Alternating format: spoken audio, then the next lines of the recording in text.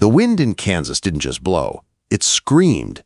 It tore across the flat land like a living thing, ripping at Clara's ruined traveling dress as she leaned low over her tired mare. The storm was cold, violent, and loud, but not nearly as frightening as what she had left behind. Her hands were slick with drying blood. Some of it was hers. Some of it was the guard's. The man her father had paid to keep her from running. He had caught her at the stable door, his grip bruising her arm as he warned her she had no say in what was coming. Clara hadn't screamed. Instead, she had swung the iron fireplace poker she'd hidden in her skirt. One blow, a sickening thud. Then silence. She had run. That had been hours ago. Now the storm was rising, the night growing darker, and she was lost. The muddy ground sucked at the mare's hooves, each step slower than the last. "Just a little longer," she whispered, her voice thin and shaking. A flash of lightning split the sky. For one brief second, the horizon glowed white, and Clara saw it, a shape. A building standing alone on a small rise. A barn. Her heart jumped. Shelter, maybe safety, maybe just a dry corner to breathe. She pushed the mare forward. When they reached the rise, she slid down, trembling so hard she nearly fell. She tied the reins to a broken post and moved toward the open doorway hanging crooked on one hinge. "Hello?" she called, her voice barely a breath. Only the wind answered. She stepped inside. The darkness was complete, thick like a blanket. She shuffled forward until her fingers brushed dry hay. Relief made her sag. She was about to sit when she heard it. A metallic click. The unmistakable sound of a revolver being cocked. "Don't take another step," a low voice said from the shadows. "I mean it." Clara froze. Her lungs locked. I don't have anything," she stammered. "Please, I'm just trying to escape the storm." "That's what they all say." The man sounded tired, rough, and on edge. "Who's with you? Tell me." "No one. I'm alone." Lightning flashed again, lighting the barn in a cold white glare.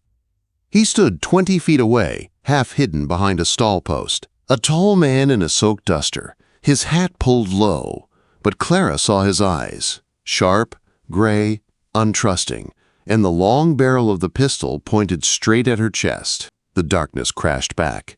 "Turn around," he ordered. "Slow." She tried, truly tried, but her body had reached its limit. Hours of fear, cold, hunger, and the weight of the guard's blood on her hands finally crushed through her last defenses. Her knees buckled.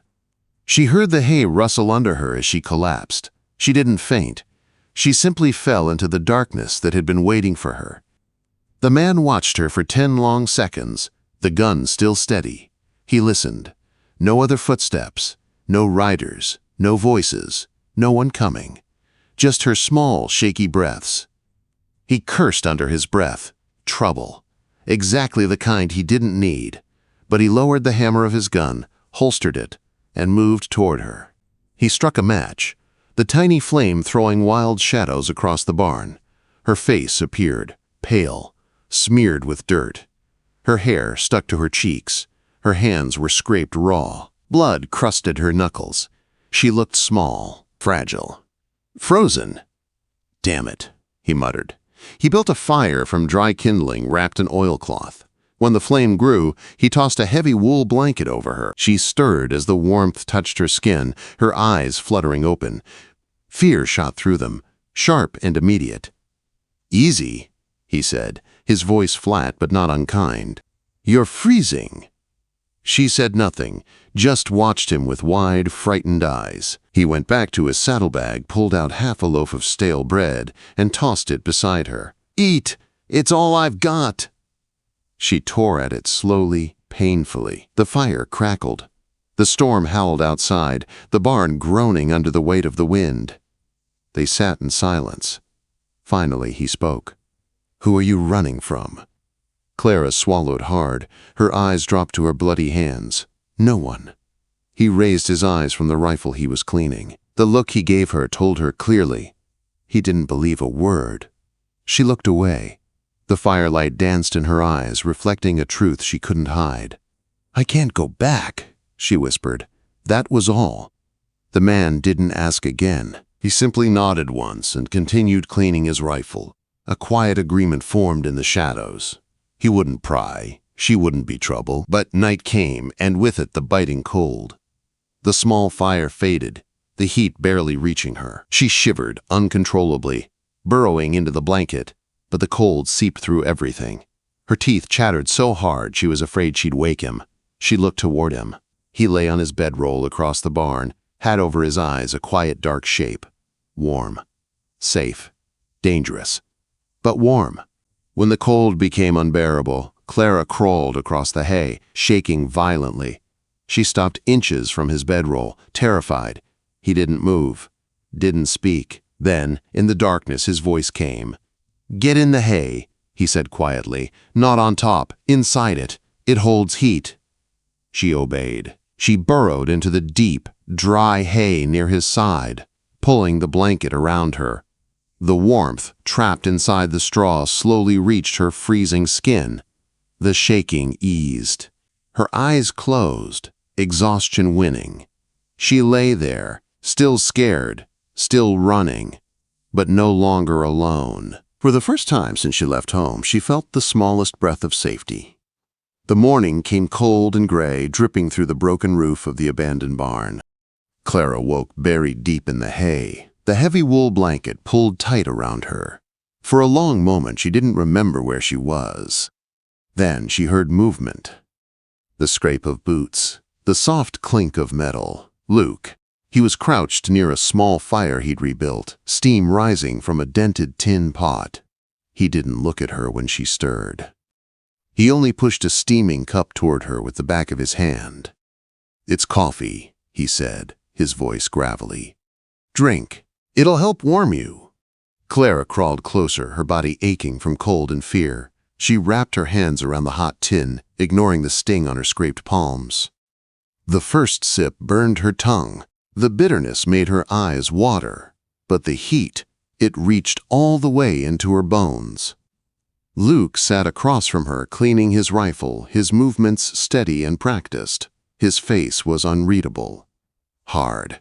Tired.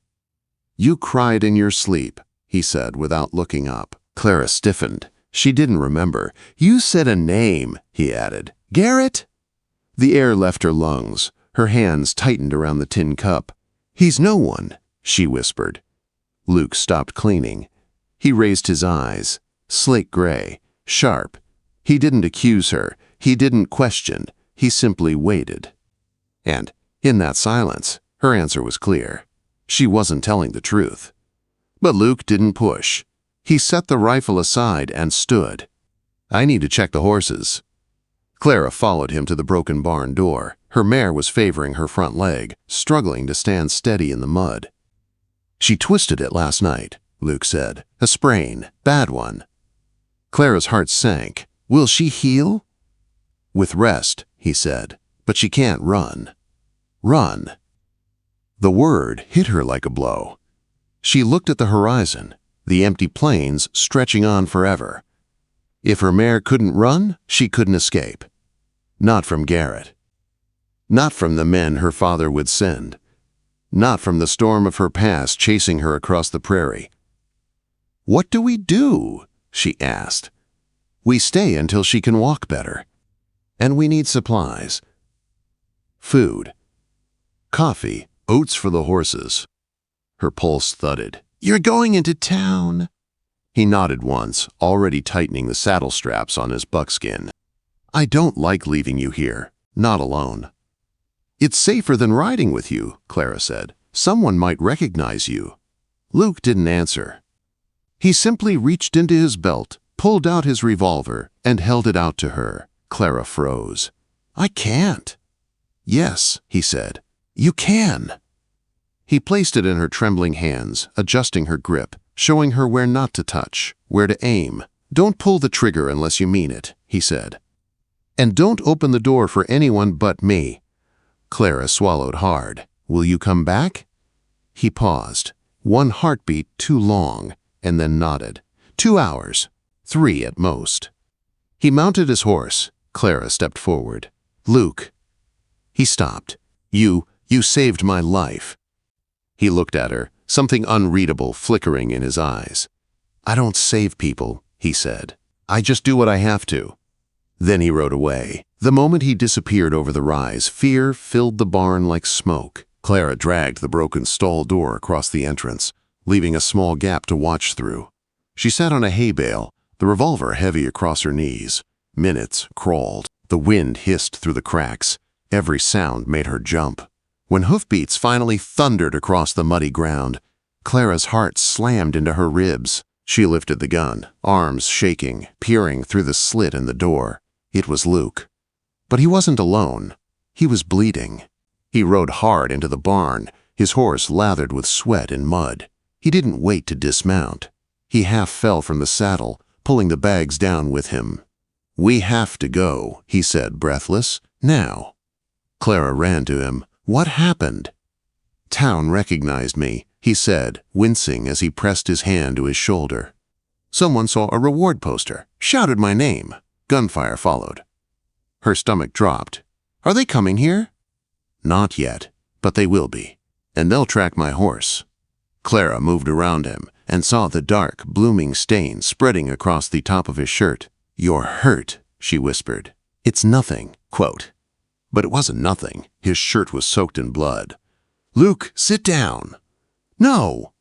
He pushed her away, not harshly but firmly. He was shaking, not from fear, but from pain. He leaned on the stall post, breathing hard. "Damn it," he muttered. "The mare can't run. And they'll find this place." Clara felt something inside her crack wide open. The fear, the cold, the running, the storm, the long, empty future. It all came crashing together. "What do we do?" she whispered. Luke looked at her, really looked at her, and something in his hard expression softened. "We move," he said. "Eventually, when we can, but for now." He sank to his knees, his strength finally giving way. "You need to help me." Clara knelt beside him, her hands shaking. He didn't stop her, not this time. As she worked to cut away the tunic around his wound, steam rising from his feverish skin, the barn around them felt smaller, quieter, and somehow more dangerous. Not because of the men chasing them, but because of the feelings neither of them dared name yet. The rain had turned to a slow, cold drizzle by evening. The barn felt tighter with every passing minute, as if the walls themselves knew danger was closing in. Clara finished cleaning Luke's shoulder, her hands trembling as she wrapped the bandage tight.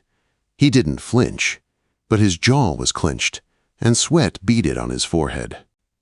"You should lie down," she said softly. "No, we don't have time." He pushed himself upright with a wince. "They saw me. They'll come. Maybe tonight, maybe at dawn, but they'll come." A chill passed through Clara, colder than the storm outside.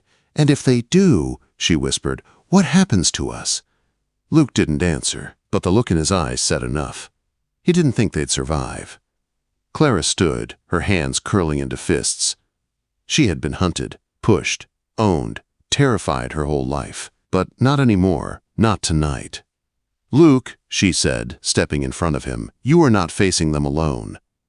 He blinked, surprised by her sudden strength. "Clara." "No," she said, her voice firm. "I'm done running. We fight. Or we die together." Something shifted in Luke's expression. Fear, pride, and something deeper, something unspoken. He nodded once. "Then we prepare." They worked in silence, both moving slowly, Luke from pain, Clara from fear. She blocked the barn door with heavy boards. Luke dragged crates to form cover. They loaded ammunition, checked the rifle twice. Then again, thunder rolled in the distance. The wind carried the faint smell of smoke. "Luke," Clara whispered, "if they find us, if we don't make it, I need you to know." But before she could finish, the distant echo of horses reached them. Not one, many. Clara's breath caught. Luke's face went still. "They're here," he whispered. He grabbed her hand, squeezing tightly. "Stay low," he said. "Behind the haystack. Don't move unless I say." "But—" "Clara." His voice broke. "Please." She nodded, tears stinging her eyes, and slipped into the shadows behind the hay. Luke positioned himself behind a wooden crate, rifle ready. His wounded shoulder trembled, but his eyes were sharp. Steady. The hoofbeats grew louder, louder until they shook the ground. Clara peeked through a gap in the hay, heart pounding. Shapes emerged from the dark mist. Dark coats, rifles, hats pulled low, and at the front, Garrett. Her breath left her body in a painful rush. "Clara!" Garrett shouted, his voice booming through the storm. "Come out now! You belong to me!" The words sliced through her like a blade. But Luke's voice came next, quiet, steady, dangerous. "She's not yours." Garrett turned toward the barn door, hatred twisting his face. "Luke," he sneered, "the outlaw, the murderer. I warned you to stay out of what's mine." "She isn't property," Luke said. "She's a person." Garrett laughed, a cold, sharp sound. "Let's settle this." He raised his rifle. Luke fired first. The blast lit up the barn. One of Garrett's men fell, dropping his gun into the mud. Chaos erupted. Shouts, gunfire, horses rearing. Clara clamped her hands over her mouth, tears streaking her face as she watched Luke fight. Injured, outnumbered, refusing to fall. A bullet slammed into the barn wall near her head. Wood splintered. Another shot fired back from Luke. Another man fell. But then, Luke cried out, staggering backward. The rifle slipped from his hands, clattering to the floor. He pressed his hand to his side, blood staining his shirt anew. "Luke!" Clara screamed. Garrett strode forward, hatred shining in his cold eyes. "This is what happens," he snarled, "when a man oversteps." Then he aimed the gun directly at Luke. Clara didn't think. She moved. She burst from behind the hay, lifting the revolver Luke had given her with trembling hands. "Get away from him!" she cried. Garrett froze, stunned. "Clara," he hissed, "put that gun down." "No," she said, her voice shaking but steady. "I won't let you hurt him. Not anymore." "You won't shoot me," he snarled. "You're weak. You always were." Her hands trembled. Her heart raced. But she stood her ground, her body between Luke and death. "I'm not weak," she whispered. "Not anymore." Garrett raised his gun. A shot rang out. Clara didn't fire. Luke did. With the last of his strength, he had lifted his pistol with his left hand, the movement shaky but sure. The bullet struck Garrett in the chest. The older man staggered, disbelief twisting his face. He fell into the mud, silent. The remaining men backed away, terrified. Without their leader, their courage evaporated. They fled into the storm, leaving Garrett's body behind. Silence fell over the prairie. Clara dropped the gun and ran to Luke. He was on his knees, trying to stay upright, his face pale, his breath shallow. "Luke," she whispered, catching him as he fell against her, "stay with me, please." He looked at her, eyes soft despite the pain. "You're safe," he murmured. "That's all that matters." "No," she said fiercely, tears falling. "Not without you." He touched her cheek with his trembling left hand. "You saved me," he whispered. "You saved me first," she said, her forehead pressed to his. He smiled faintly. Thunder rumbled again, but this time it didn't frighten her. Luke leaned into her, his strength fading, and she held him tightly, refusing to let go. Men from the settlement, drawn by the gunfire, arrived minutes later. They carried Luke inside, shouting for a doctor, rushing to help. Clara never let go of his hand, not for a single second. Weeks later, when Luke finally stood again, weak but alive, Clara helped him walk outside into the sunlight. The storm was long gone. The sky over Colorado was bright and endless. They had nothing left from their old lives, but they had each other. Luke looked at her, his eyes warm. "You're my whole world now," he murmured. Clara took his left hand, his strong hand, into both of hers. "And you're mine." Together they stepped into their new beginning, a life born from fear, shaped by danger, and held together by a love stronger than any storm.